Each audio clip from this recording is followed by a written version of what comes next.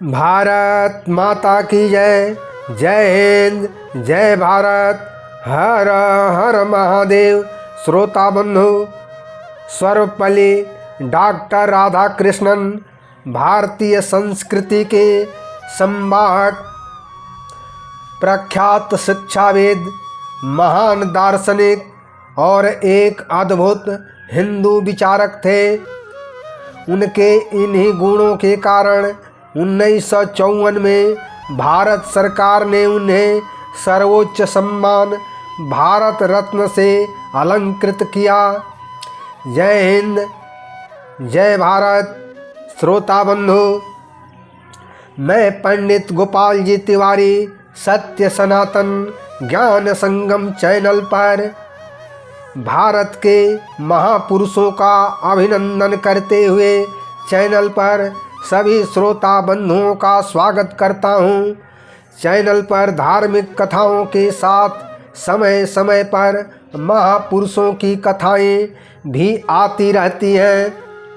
यह प्रयास महापुरुषों के सम्मान में समर्पित है। भारत माता की जय। दोस्तों, डॉक्टर सर्वपल्ली राधा कृष्णन का जन्म 5 सितंबर देश में शिक्षक दिवस के रूप में मनाया जाता है। डॉक्टर राधा कृष्णन का जन्म तमिलनाडु के तिरुतनी ग्राम में 5 सितंबर 1888 को हुआ था। उनका जन्म एक ब्राह्मण परिवार में हुआ था। डॉक्टर राधा कृष्णन के पूर्वज पहले सर्वपल्ली नामक ग्राम में रहते थे और 18वीं शताब्दी के मध्य में वे तिरुतनी नामक स्थान पर आकर रहने लगे।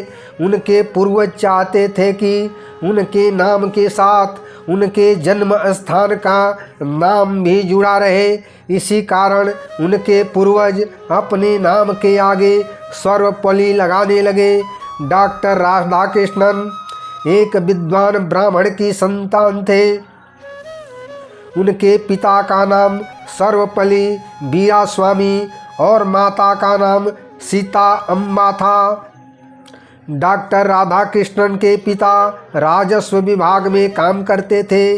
राधा कृष्णन सभी भाई बहनों में दूसरे नंबर पर थे। डॉक्टर राधा कृष्णन का बचपन तिरुतनी एवं तिरुपति जैसे धार्मिक स्थलों पर व्यतीत हुआ। उन्होंने शुरू के 8 वर्ष तिरुतनी में ही व्यतीत किए। डॉक्टर राधा कृष्णन के पिता पुराने विचारों के थे और उनके अंदर धार्मिक भावनाएं प्रबल थी। इसके बावजूद उन्होंने राधा कृष्णन को क्रिश्चियन मिशनरी संस्थान लूथरन मिशनरी स्कूल तिरुपति में 1896 से 1900 के बीच स्कूल की शिक्षा प्राप्त करने के लिए भेजा और अगले 4 साल 1900 से 1904 तक उनकी शिक्षा बेलूर में हुई। इसके बाद राधा कृष्णन मद्रास क्रिश्चियन कॉलेज से शिक्षा प्राप्त किए। राधा कृष्णन बचपन से ही मेधावी छात्र थे। इन 12 वर्षों के अध्ययन काल में राधा कृष्णन ने शिक्षा के साथ वीर सावरकर तथा विवेकानंद के बारे में भी गहन अध्ययन किया। राधा कृष्णन ने 1902 में मैट्रिक की परीक्षा उत्तीर्ण कर ली और उन्होंने छात्रवृत्ति भी प्राप्त की। इसके बाद उन्होंने 1904 में कला संकाय परीक्षा प्रथम श्रेणी में उत्तीर्ण की। उन्हें मनोविज्ञान, इतिहास और गणित विषय में विशेष योग्यता प्राप्त हुई।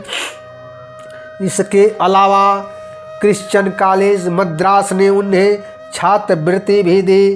दर्शन शास्त्र में एमए करने के पश्चात 1916 में राधा कृष्णन मद्रास रेजिडेंसी कॉलेज में सहायक प्राध्यापक नियुक्त हुए।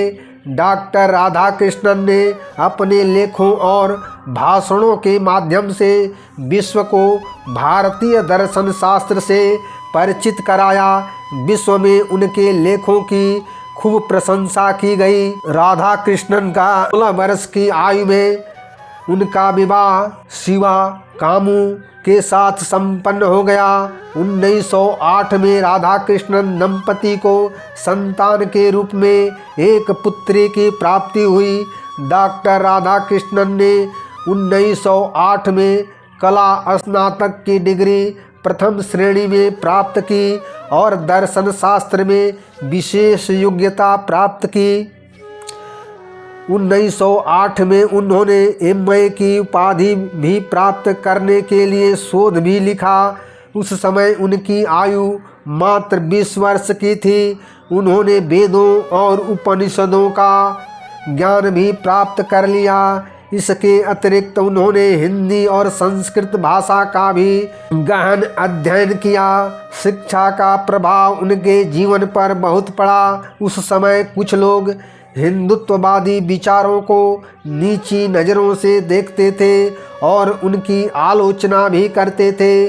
उन लोगों की आलोचना को डॉक्टर राधा कृष्णन ने चुनौती की तरह लिया और हिंदू शास्त्रों का गहरा अध्ययन करना प्रारंभ कर दिया। डॉक्टर राधा कृष्णन यह जान गए थे कि भारतीय आध्यात्म काफ़ी समृद्ध है और क्रिश्चियन मिशनरियों द्वारा हिंदुत्व की आलोचनाएं निराधार है। इस कारण डॉक्टर राधा कृष्णन ने निष्कर्ष निकाला कि भारतीय संस्कृति धर्म ज्ञान और सत्य पर आधारित है, जो कि प्राणी को जीवन का सच्चा संदेश देती है।